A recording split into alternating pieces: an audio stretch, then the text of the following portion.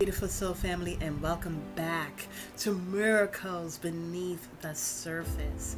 And the surface that I'm talking about in today's video, and really in most of the videos, is from the Bible. And the surface is the Bible. But as we get into the Bible, we come to understand the beautiful nuggets. They're there to glean, to learn, and for us to not just be in observance of it, but to apply it in our life. Let's go to Exodus chapter 20. Exodus chapter 20, and I hope everything is going well, okay? So Exodus chapter 20, verses 1 to 4 reads, "And God spake all these words, saying, I am the Lord thy God, which have brought thee out of the land of Egypt, out of the house of bondage. Thou shalt have no other gods before me. Thou shalt not make unto thee any graven image, or any likeness of anything that is in heaven above, or that is in the earth beneath, or that is in the water under the earth." No gods, no images. We ourselves are made in the image and the likeness of God, as brought out in Genesis. And so we are not made in the image of a world that comes against God. But here it's so interesting. We're not to follow after images. We're not to follow after idols, whether they're statues or books, or even stories from what God is telling me. Don't follow such things and try to be it. We see so many things of the world, so many things of the world are come against God. The world itself is an abomination. Is an abomination. What's so interesting is that upon me saying that, abomination, embalming fluid, like that fluid that is put into the body when there's no life in it anymore. And so the world is empty. It's meaningless. And so we are not to forsake the image in which we're created and the likeness thereof. What's so interesting is that I was just watching a movie with my family, and I just had to do this. It's about, I was seeing a queen or a princess, and they were admiring a statue that they had created in honor of a God that they serve. And they stated that it took 5 years to bring about the statue. A statue that is empty. And they honor it. They created the statue to honor a God. God was telling me, no one has seen God and yet lived. Let's turn to Exodus chapter 33, verse 20, where it says that. And on your own time, you can read John chapter 1, verse 18. And maybe we'll even go to that as well. I wrote it down. So let's turn to Exodus 33, verse 20. And it says, "Thou canst not see my face, for there shall no man see me and live." Well, God told me about that as we come before God, because in spirit and truth, we are seeking the face of God. But we ourselves do not see how God looks.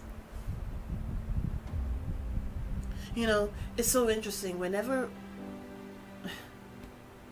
I'll just have to say how God was showing me. No one has seen my face so that they can create an image and worship that. And also, because God chooses not to be seen physically, where they can make statues and images. This is also why the angels of God, they're all around us, but they choose not to be seen. It's like, when Jesus was here, he stated, as you are seeing me, you are seeing God. But they didn't want to believe that. It's so interesting because they would rather make statues of gods that don't exist, or that are really demons, fallen angels, and they don't want to go according to the word of God. It's so interesting because what I got from it is that God doesn't want to be made an idol. Though he wants us to worship in spirit and truth, not according to how a person can make it, because it's just so easy for people to worship statues and to worship God Almighty. When we worship God Almighty, it's beyond that of which we can see, that of which we can touch with our hands, but it goes so much deeper. It has so much more meaning to it, to where it cannot be controlled or taken by anybody. And so I decided, you know what, I'm going to do this video. God, no one has seen God to where they can make an idol, an image. God, the creator of all. And I find that truly phenomenal. Miracles Beneath the Surface, and I also have the other channel, which is On Another Level Ministry. It's all about getting the wisdom out of the Bible. And each day, I ask God, please show me, keep me accountable of myself. There are times where I do want to see a movie, but as I look into the movie, I'm seeing different things. It's like different quirks that they throw in, because it's not so much about the movie itself, it's about the author and how they write. And I'm able to see how the author, their mind frame is, and how they utilize that power to throw in certain things that God will find abominable. But it is the truth. The thing about it is that as we grow in our relationship with God Almighty, we are able to see those subtleties in things. God created the paradise, Garden of Eden. And in this same movie, and I didn't finish watching the movie, but in the same movie, I'm listening to the words. And it says that they're creating their own paradise.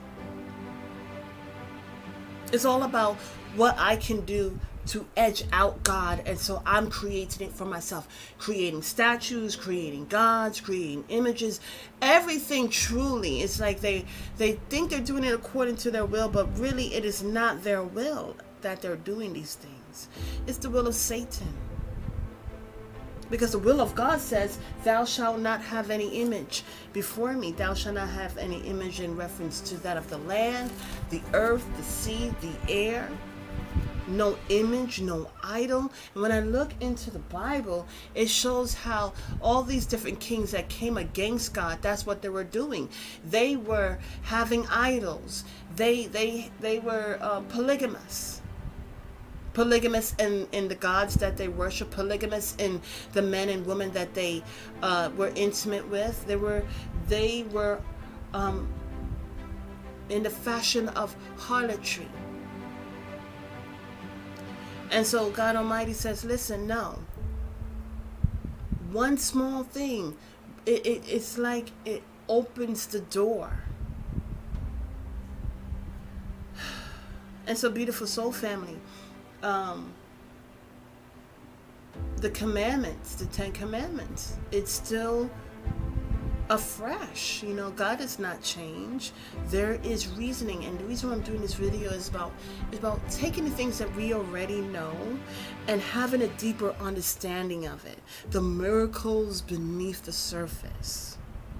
Why is following after commandments a miracle? It's a miracle because it keeps us right before God Almighty. It helps us to not be sold along with an empty world.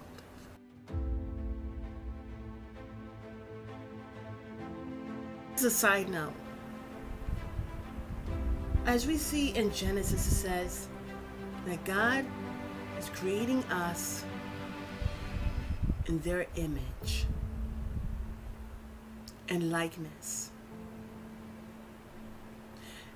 And it's just really so interesting because when we look, there's men and women, young and elders, and if anything, they created idols